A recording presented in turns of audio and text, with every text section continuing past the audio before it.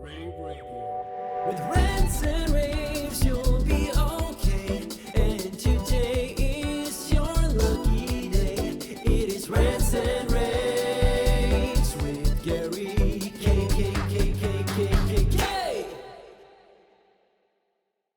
Hey everyone, this is Gary K, and I'm joined with my good friend Justin Kennington, who runs the SDVoE Alliance, which is an alliance of 10 gig AV over IP companies. Everyone should know that by now. You got like 60, 70 companies building products using SDVoE. Isn't that right, Justin? Yeah, our growth has been great. Founded in 2016, so we're now over 6 years old. And we've seen steady growth over that time and several new members in the summer this year, Yamaha and QSC at the top of that list. Yeah, I mean, and QSC's, arguably the number 3 control system company in the world right now in AV. So that's a big get for you.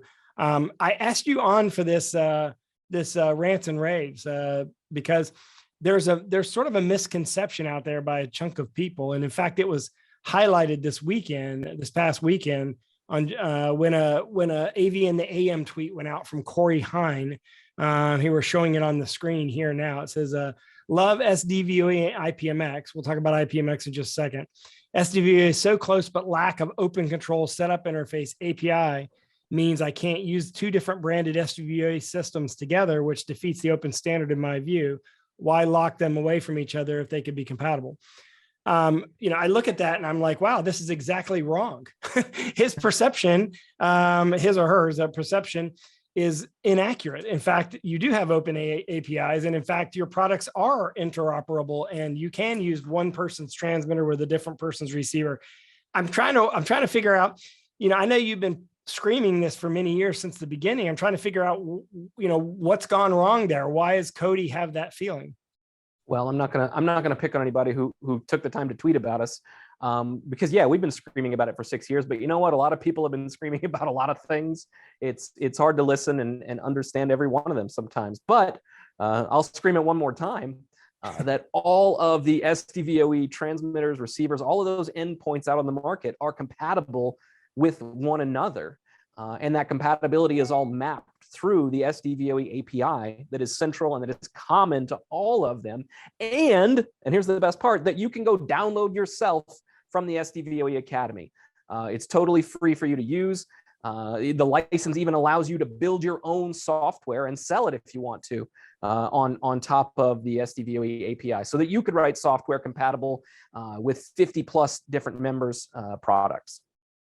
Yeah, and I don't blame Cody. I think it's more of there's a lot of clutter out there, and the truth of the matter is most of the AV over IP alliances aren't compatible. I mean, the inputs and outputs, and even IPMX, which is a proposed standard, you can't use Matrox's transmitters and receivers with other IPMX transmitter receivers yet, because they're not all using the same version of IPMX and the same version of SMPTE 2110 yet. So, I don't know how to solve this problem, because I think it's unfortunate because, those kinds of thoughts or beliefs slow down. Like, I'm going to bet that once, we're going to tweet back at Cody and so that they know, I'm going to say, hey, thanks for inspiring me to do this rants and raves. And also let them know that, in fact, that it's true. And no one really tweeted back. I noticed that in AV and AM, no one really said, hey, that's not true. It's in fact the case. I think it's just there's a lot of noise in the industry. And I think people lose sight of what SDVoE as an alliance has tried to accomplish. Yeah. I think that's it. We as an industry aren't used to things that work together. Right. 20 years ago, nothing worked together. I mean, I guess you had analog video and analog audio. Okay, that all worked. But HD-based-T taught us that even when it's interoperable, well, it's not. There's always a catch, yeah. Right? And I think SDVoE is the first that I can think of, of any kind of transport standard to really deliver on all of the capabilities across all of the people who implement the technology. I guess maybe Dante is another example of that, where all of the players work well together in all of the ways you need them to. There's no real surprises or gotchas there in Dante's world, and same in SDVoE.